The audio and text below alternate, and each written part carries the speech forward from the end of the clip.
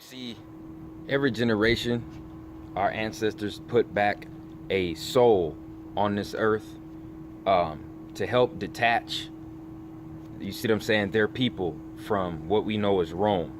You see, every single generation after Kemet fell, okay, there was a individual, a soul brought back here on this planet to help get their people out of Rome, okay? And one of these first individuals went by the name of Hannibal, okay? Now, Hannibal's last name and his father's last name was BARCA, or Barca, however you want to pronounce it. And when you look at that etymology, that is where you get the word Barcelona. That's where you get the word Barcelona, okay? Which is proof that, you know, Hannibal was a Moor, so was his father, and they completely civilized Spain, and they originated from a country known as Carthage, okay? The real name, okay, the real name for Carthage is a Kemetic name. Okay, I'm gonna repeat. The real name for Carthage is a Kemetic name, and it's Kart Hadasht. Okay, that is the real name for Carthage. Carthage is a Greco-Roman name. The real name for his home country was Kart Hadasht. You spell that Kart-Hadasht, okay? Which goes to show you that anybody telling you that Carthage was not a Moor civilization, a civilization built for and by the Moors, they're lying to you, or they've been terribly misinformed, okay? So when you look at the etymology of Hannibal's last name, and even the etymology of the country he came from, okay, it can't be anything but Kemetic, okay, with a Kemetic name, okay? So I'm about to break down who this Hannibal individual really was, okay?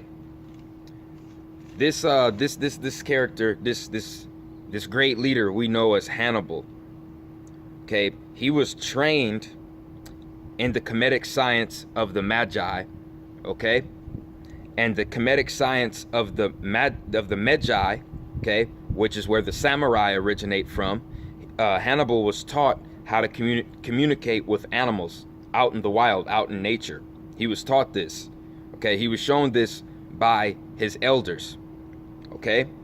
After he went through over 7.5 years of, you know, training to go to war, okay? Training, combat training.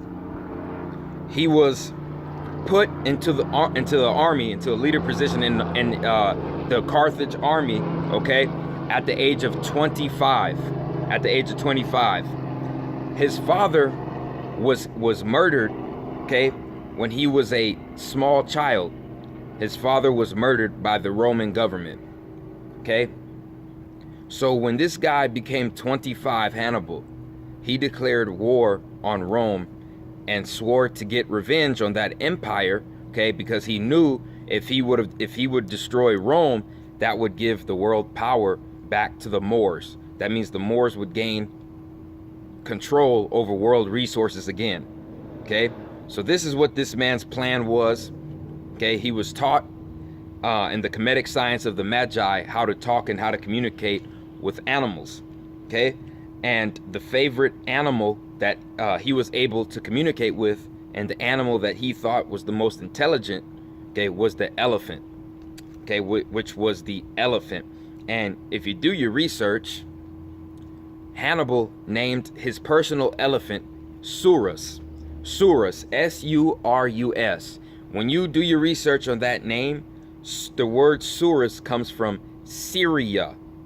The word Surus comes from Syria, okay? And the word Syria really means serious, okay? That's why our country is over there right now trying to raid and rob Syria's resources, because there's pyramids in Syria that line up with Sirius, because the name Syria really means serious. So by Hannibal naming his favorite elephant Surus, he really named his elephant Sirius after the Sirius star, because Hannibal was a serious individual who got his information from the Kemetic Magi, okay, who shared direct blood lineage to the gods from the Sirius star system, okay?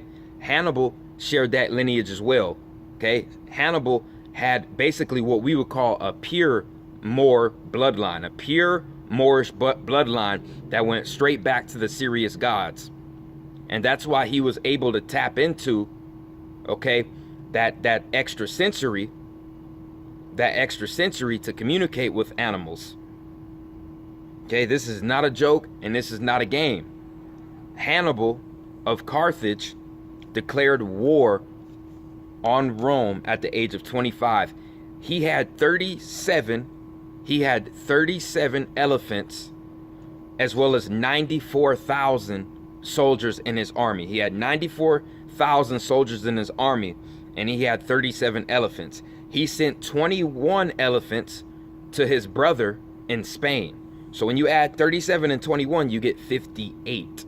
So that's a total of 58 elephants and 94,000 soldiers in his army. Power of the 13, okay? The Moorish power of the 13.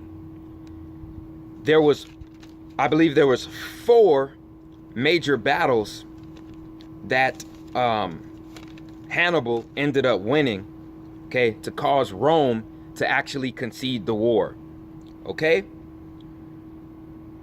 The war between Carthage and Rome lasted 2 years. The first battle was the Battle of Ticinus, Ticinus, the Battle of Ticinus. 2,000 Romans were dead. 2,000 Romans were slaughtered. Second battle between Rome and Carthage was the Battle of Tribia. Okay, 30,000 Romans were slaughtered in that battle. Then there was the Battle of Trasimene. The Battle of Trasimene, 15,000 Romans were slaughtered. The Battle of Cannae was the last major battle between Rome and Carthage. 70,000, I repeat, 70,000 Romans were slaughtered. So when you add all these numbers from these 4 major battles between Rome and Carthage, you get a total of 117,000. 117,000 Roman soldiers slaughtered in the streets. Ladies and gentlemen, that is your real Holocaust. If you want to talk about a Holocaust, okay, committed against so-called Caucasian, so-called white people, that was probably that was the second biggest one. And our government and the public education system has kept this out of the history books, okay, for a long time, and they've done it for a reason. Okay, after the Battle of Cannae, the Romans elected a leader. The Romans elected a new leader and a new dictator. His name was Fabius. His name was Fabius Maximus. Fabius. Okay, so Mr. Fabius was known for being a swindler, for being a con artist, and for having the power of persuasion. Okay, because his name was Fabius, that's where you get the word fable, because he told a lot of stories, lies, and fables. So his name was Fabius Maximus.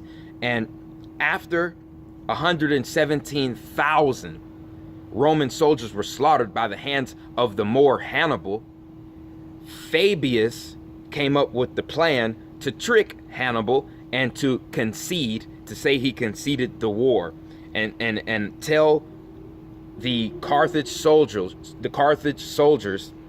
that Rome conceded the war. When this happened, Hannibal, okay, came to the Roman council and basically agreed with the Romans to call off the war, because he was offered a certain amount of resources in Italy and in Rome, okay?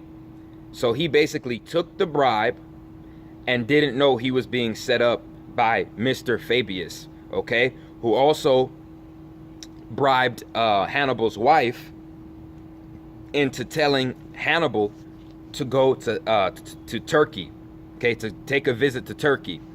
So when Hannibal left Rome after the peace treaty, he went back to Carthage.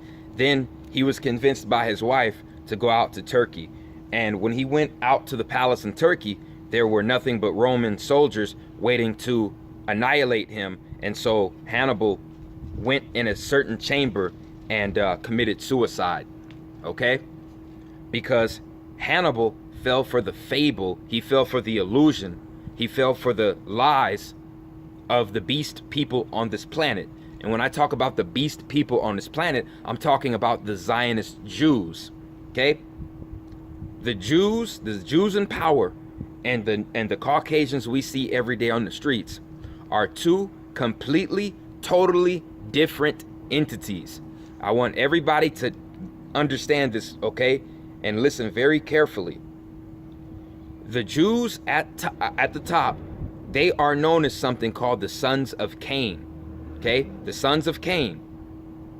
Individuals who are actually cursed, stripped of their melanin, all of it, even the one that's being produced in their pineal gland, the neuromelanin, and they were given the K9. They're called the sons of Cain. You see, normal melanated people can still procreate with Caucasians out here on the street because the Caucasians still have a large portion of human DNA. You cannot say that about the Zionist Jews in power. The Zionist Jews in power practice incest for a reason. You know why? Because they're not human.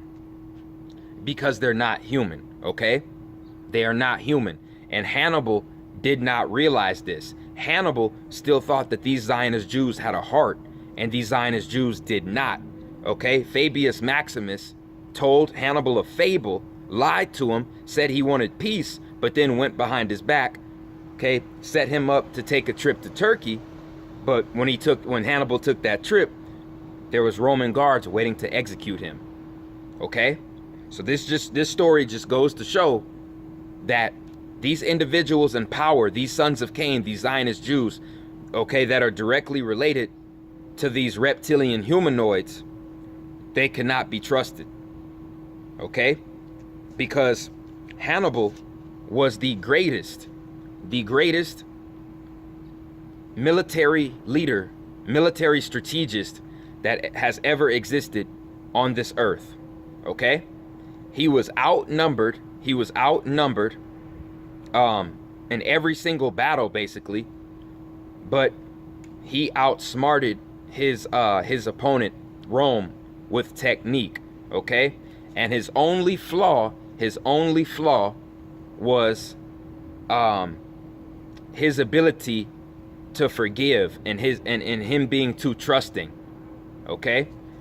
What was in his heart at the time he declared war on Rome, okay, was hatred and animosity because of the death of his father. But during that meeting after Rome wanted the peace treaty, okay, they basically convinced Hannibal, and they paid some of Hannibal's troops off and people in Hannibal's circle to convince Hannibal to sign the peace treaty. And as a matter of fact, after this happened, the Roman government banned the word peace. Do your research. After this treaty happened between Hannibal and Rome, the Roman government and the dictator Fabius Maximus banned the word peace. You know why? Because Fabius never wanted peace from the get-go. He never wanted peace. He set Hannibal's ass up from the get-go, and he planned to trick Hannibal and to pay his soldiers off in his circle to convince Hannibal to sign the peace treaty. Okay? Rome never really wanted peace. Fabius Maximus never wanted peace. And these Zionist Jews, these sons of Cain in power, that have been in power ever since Kemet's fall, they have never wanted peace. They are the true warlocks. They are the true warlocks. And they call them warlocks because they're sorcerers who stole the knowledge from the true sorcerers, the Moors. Okay, the warlocks are the Jews who stole the knowledge, the spiritual knowledge of the Moors, and used that spiritual knowledge to enslave humanity and to keep humanity fighting over bullshit differences. Okay, So that's why they call the Zionist Jews the warlocks. They're sorcerers that keep humanity divided in warfare. The fucking warlocks, okay? So history is on repeat, ladies and gentlemen. There's going to be more individuals in the very near future, okay, who take up the same persona and the same life mission of Hannibal of Carthage, okay? Because we're getting messages from the cosmos that's being imprinted in our DNA, and it is literally telling us to detach from this Roman bullshit system, because if you do your research, the United States is nothing but a goddamn Roman colony. It's still a fucking Roman colony, okay? And it's a Roman and British colony owned by the British Crown and owned by Rome still, okay? So I want everybody to do your research, okay? The 95 to 98% of what we learned in public education system is a lie, okay? And I want everybody to know the significance of that number 322, why the Skull and Bones and the Freemasons, they pay homage to 322. What is 322? 322? 322 is the real date of when Serapis Christus was erected as the god of this world. Let me repeat. The year 322 AD was the real date where the Roman Council of Nicaea erected Ptolemy I Soter, okay, who was Serapis Christus, and they declared him Jesus Christ, okay? What we call Jesus Christ today, okay? That is a false Messiah. That is a false image of the Creator, and it was erected right after Kemet fell in 322 AD. So every time you see the 322, that is paying homage to the Moor's fall. That is paying homage to Kemet's fall. That is paying homage to Hannibal's fall.